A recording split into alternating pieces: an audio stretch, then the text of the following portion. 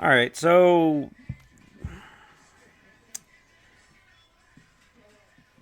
this is a very hot topic that's very dear to me, so that's why this is a big pause. So this is the false shepherd, and I'm going to go with the police reform and what's going on with. It's a very difficult freaking topic, and this is why it's difficult. Is because obviously human beings, to be honest, are stupid. They're very fucking stupid. If you have to have some kind of law enforcement, which I fucking hate. And I don't hate law enforcement. I just hate the fact that there's this entity called government that is dictating to you what you're doing and how you should be doing things. So that's a different topic on its own. So let's rewind. Let's rewind when I was born in '82. So let's rewind to when prison reform was a big thing and everything. Remember, guys, the war on drugs? That was a '70s thing by Richard Nixon. So that was kind of a big thing, believe it or not. It was Nixon, and it amplified and turned into this huge thing in the '80s. So just like every single thing that's ever happened in American society, you can look down the history books. War on terror, war on drugs. I'm going to hit these two topics because they're very similar, because it seems like every decade there's a new threat to America. And it needs to be addressed that certain way. In the early 2000s, it was terrorism. And America gave up a lot of rights and a lot of civil liberties to protect us from said terrorists. When honestly, there really wasn't. There was a threat, but there really wasn't a threat that they did. That's why the Patriot Act got released. That's why the spying, the data collection on American citizens, everything that Mr. Snowden warned us about, it's true. You can look it up. You can look all this stuff up. You can look at everything that's going on right now. This conversation's being freaking saved somewhere, and it's going to be looked at by the U.S. government, and they're going to decide if it's a security threat or if I should be put on the watch list like other Peking YouTubers and people that have posted things already. So that's one thing. So that's where I could try to contrast both of them, but they're both very similar. And then you got the war on drugs. Then technology wasn't where it was back then. So the war on drugs basically was a war to pick on. And I hate saying that because I don't play the race card, but yeah, black and freaking brown people. Mr. Webb reported on that, and the CIA was giving drugs out to freaking the African American community.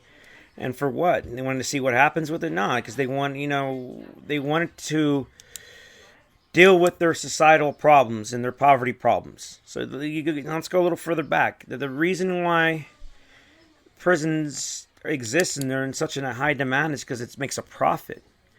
Every American should read the amendments, or the constitutional amendments, and you should read them and know them by heart. Like when a cop pulls you over and they ask a question, the driver, he's dealing with the driver, maybe the driver's speeding, and then the passenger stays quiet. And then if a cop addresses the passenger, they have no legal right, unless you're being suspected of doing something. So that's why I don't talk to police no matter what. When a cop pulls me over, the first thing I ask, why'd you pull me over? Am I being detained? And it goes from there. But the thing is, a lot of people don't realize these rights, and you don't know your rights. So that gets you in a lot of problems. When you get into a problem or an altercation with somebody that it's the law or something, and you're over here giving them everything they want, sitting down with them, talking to them because the officer's being really cool with you, and you're giving them all kinds of information. Remember, if this is a criminal case, this will be used against you. And everything you're saying is just going to go ahead and it's going to amplify things and make things a lot worse for you. So that's the thing that a lawyer told me that one time, that they were questioned and they were talking to the cops, and then he realized what he was doing and he stopped and he got a lawyer himself. But even though he's a freaking lawyer and he went to USC and he was practicing lawyer and he practiced in California, and just don't give people information you don't give. That's why knowing the amendments and the rights, the Constitution, and what you're supposed to, that you're given as your God-given rights, right? You should know these things. So then the 13th Amendment. 13th Amendment's an awesome amendment because it freed the slaves. It was way overdue, because you look at the way this country was written up. Little known fact: when the Constitution was written up and all men were created equal, it means everybody was created equal. Doesn't mean because you're black, you're Mexican, you're freaking Chinese. No, everybody's created equal. Thomas Jefferson actually wrote something in the Constitution to actually go further in depth on what he was meaning. But the problem was he didn't want, yet again, fucking southern states, even though I'm from the South, they fucked it up because he didn't want to lose support from the southern states on this new nation called America. Therefore, he excluded this text from the Constitution because it was about freeing everybody. All men are created equal, and they are. They really are. No one's better than me, and I'm not better than anybody else. and people forget that. So that's where it kind of stems in, and they kick the can out there for prison, and that's how it gets into this really weird thing, and just how the Constitution's written and everything. And then the 13th Amendment, why it ties into my prison thing, is slavery is illegal in America if it's given. It's called involuntary service, and it was given for as a punishment. You look at everybody that's done time, and they're out doing time. They have to pay to work, basically, and they get paid freaking slave labor. What's like cents on a dollar? It's really it's really shitty, and you're paying these people. They're basically slaves. So if what I would like to see is that amendment getting amended, and all Africans, all people of African descent are free from slavery. Yes, and nothing about slavery is legal if it's involuntary service.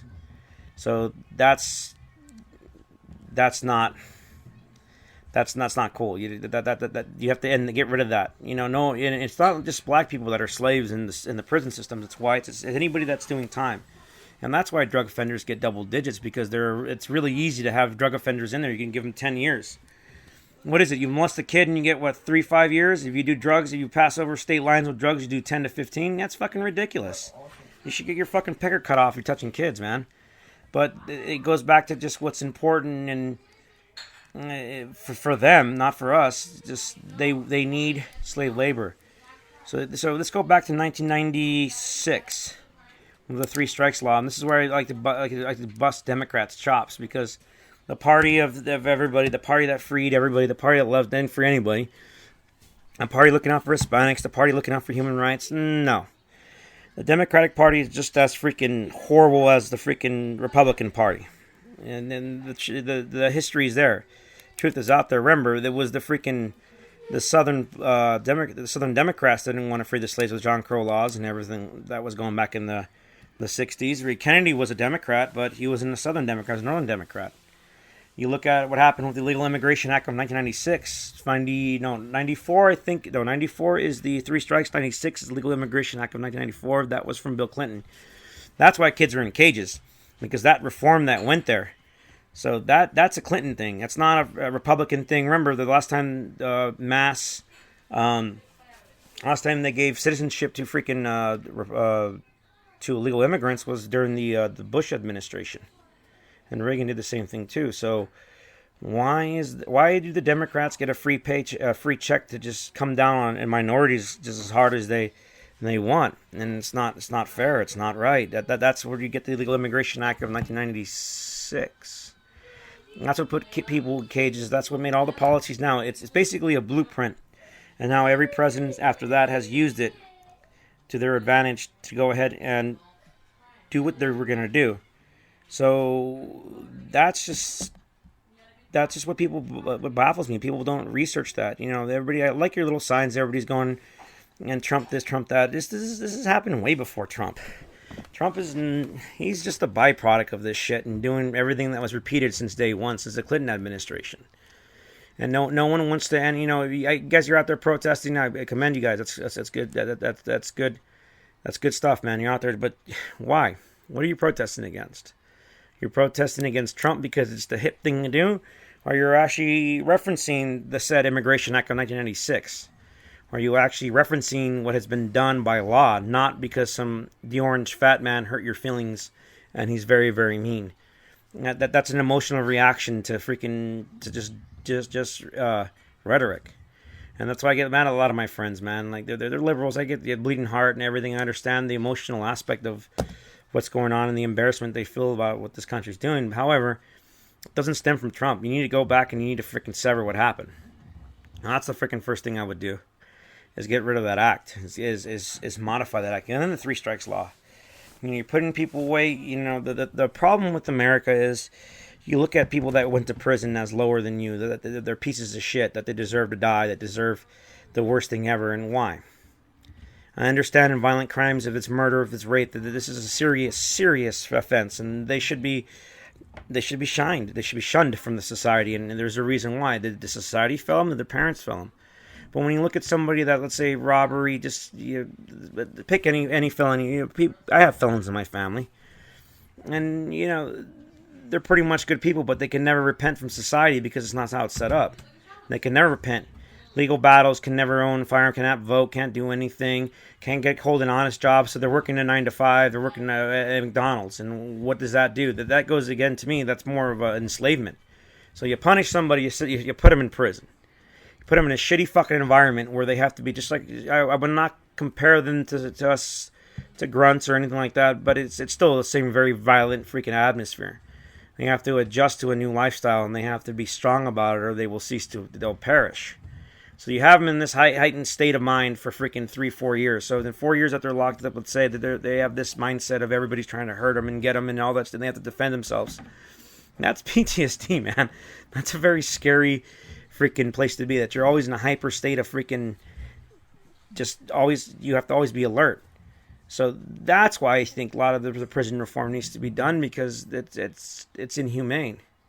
So you have that inhumane. You're locking people up. But what if it puts people in solitary confinement? And put people in solitary confinement, they lose their fucking mind, because obviously human beings are freaking sociable animals, and they need to be around other human beings. And you put them in this environment, and you expect them to have some kind of sanity is just ridiculous. That anybody expects anything from that, something that's going on like that. Prison is called corrections. You're supposed to correct these people. You're supposed to give them the tools that they need to go back to society. America looks at them like we don't want them. Prisons are honestly, all they are is just an answer to economic, social, political problems in the United States. That's all it is. It's a place where you can put people you don't want. People that can't read, people that are slow at developing, people that you throw them in prison. And you leave them there, and that's it. And you let the system take care of them, and then they come back out. They're more hard, and they go back in and out. That's why everybody goes in and out. So, my argument is maybe we need to rethink a lot of these laws and not send everybody to jail and not do. There has to be some kind of rehabilitation. What about taking all the money out of freaking ATF, DEA? Because obviously the war on drugs hasn't worked, and it's not going to work. It's $1 billion industry, and law enforcement makes the money. And yeah, they get bust once in a while, but I guarantee you a lot more cocaine and a lot more shit's coming in without it really. If business was so bad, the cartel wouldn't be around. So maybe if we take the money out of those two agencies, one agency is totally freaking not constitutional, it's the ATF, and then the DEA, my grandfather actually worked for the DEA, and he quit it for that reason, because he thought it wasn't right what they were doing. But that right there, maybe get rid of that, and you put the money into medical, and you get these people help, and you get them seen, and you get them the help they need, because obviously they're doing something from either traumatic event, from family problems, from a disorder, it's a mental health crisis, and that no one wants to address, and everyone wants to, yet again, the prisons, because that's where we put all our problems away, and it affects everybody. Oh, Portugal did it, and you know what happened in Portugal? Portugal did really well. Portugal's a port city, so they had a lot of heroin, a lot of drugs coming through. So Portugal didn't make drugs legal per se. They made them where people with a certain amount of that drug, they can take the drug and be safe. However, they had to get medical attention. They had to be seen by a psychiatrist, psychologist. They had to freaking be evaluated by a doctor and everything. And crime and a lot of stuff went down in Portugal for this. So why isn't the United States doing this? Why does the United States have the highest freaking people killed in the world by police officers?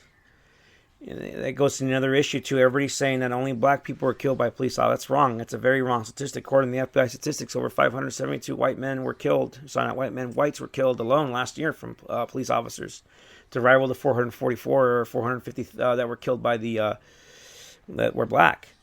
So, but and now you get into the issue of unarmed and armed.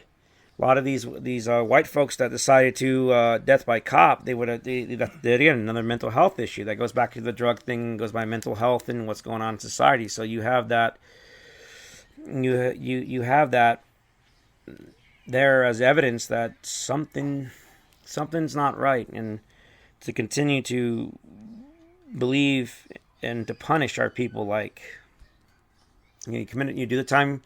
Do the crime, do the time. That's it, man. Let's go forward. Let's rehabilitate you. Let's make sure that you get what you need. That way you're a productive member of society, and you have the tools to go forward.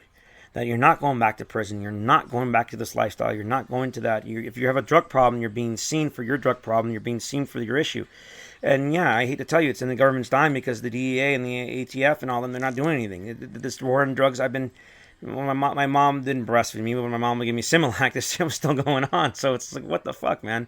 We're repeating the same sequence over and over again, and it's affected all communities. It's affected white people. And the number one cause of, not the number one cause of death, but a lot of white folks are addicted to freaking prescription pills, and it's killing them. And no one addresses that issue because they're white. See, there you go. If you want to end racism, don't just exclude somebody. What do you want to do? You want to get rid of all the white people and we lash them and run them over or something, or freaking do horrible? It's not gonna fix anything.